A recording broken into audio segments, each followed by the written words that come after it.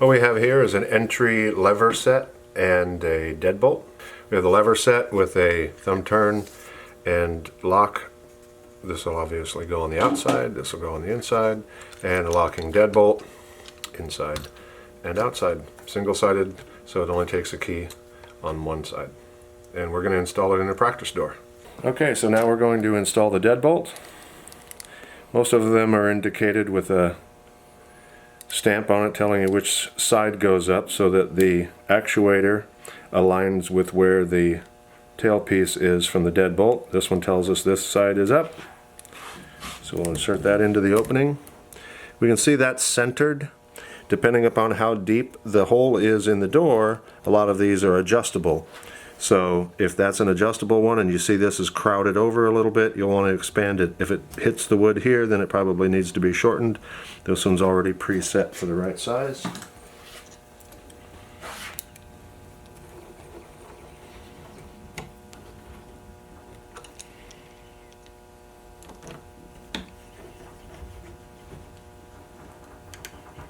And of course the locking part goes on the outside. What we're going to do is, we know that when the key is turned, we want the deadbolt to come this direction.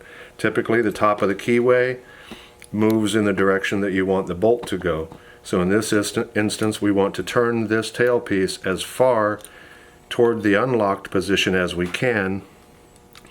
This is wider than it is tall, or taller than it is wide.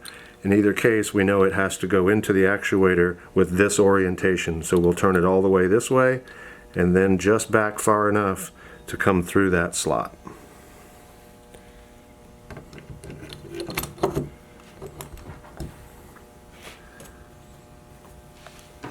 Then we'll take our thumb turn and we'll align it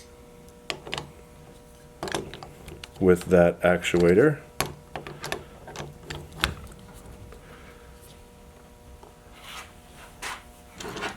And install it, screws.